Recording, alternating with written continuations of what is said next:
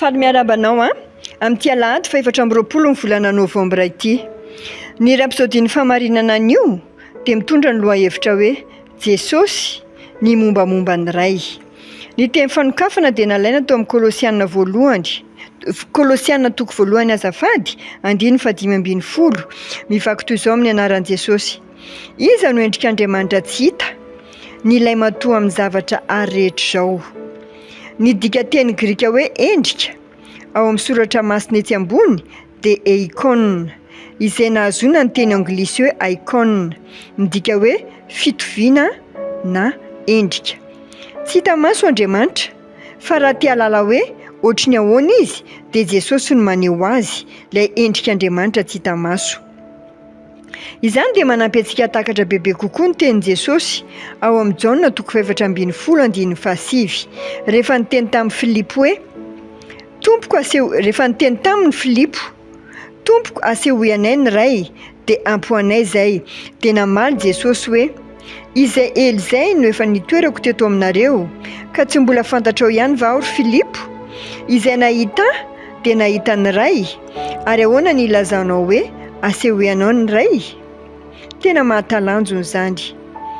Amin'ny fomba fisainana araka ny fombafomba fivavahana, lehibe loatra izany satria niresaka betsaka mikasika ny ray Jesosy. Niresaka ny maha iray azy amin'ny ray izy sy ny fomba hiverenany any amin'ny ray. Aleloia! Tia hahita ny ray izy ireo, fa hoy izy tamin'izy ireo, izay mahita dia mahita ny ray. Araka ny teny izay nivakiantsika tao amin'ny Jaona 4:7 teo. Ao amin'ny Hebreo 1:7 dia misy famaritana hafa mahery vaika. Izao no voalaza: izay no famirapiratany voninahiny sy endriky ny tenany.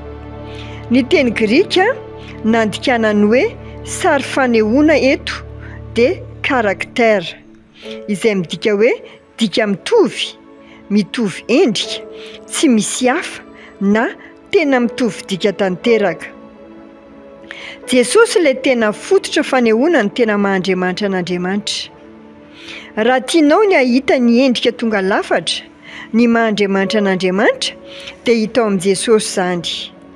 Naseho an'i Jesosy ny maha-Andriamanitra sy ny maha izy azy ary ny toetra an'Andriamanitra.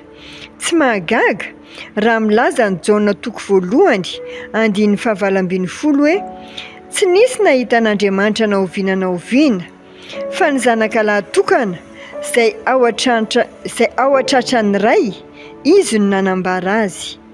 Ny teny grika nandika hoe nanambara dia hoe exegeomai, midika hoe mampiseho na mamerina. Tsy miresaka momba an'Andriamanitra fotsiny Jesosy, namerimberina sy naneho ny toetra an'Andriamanitra izy. Ireo asa lehibe sy goavana izay nataony dia porofo ny maha-Andriamanitra azy dia ny maha iray azy amin'ny ray. Tsy mahagaga raha niteny izy hoe mino fa izaho ao amin'ny ray ary ny ray ato amiko, fa raha tsy izany mino no ny asa ihany. Jaona 4:7. Aleloia! Manasanao ako amerina ny vavaka izay ho tononoko manaraka izao. Ray malalo, misaotra anao no ny nanehonao no maha izy anao sy ny toetranao tamin'ny alalan'i Jesosy Kristy, ilay endrika tonga lafatra amin'ny maha izy anao. Raha mandinika an'i Kristy amin'ny alalan'ny teny aho dia mahita anao, satria izy no tena fanehoana ny toetranao sy ny fitiavanao ary ny voninahitranao. Faly aho mahalala fa tamin'ny alalan'i Kristy no nahafantarako ny ray. Miova ho tahaka ny endrik'ilay zanakao malala aho. Misaotra noho ny fitiavanao tsy manam-petra. Nasehonao tanteraka tao amin'i Jesosy. Amen. Dia mirary tontolo andro mahafinaritra ho anao Tompoko, samy hitahin'Andriamanitra isika rehetra.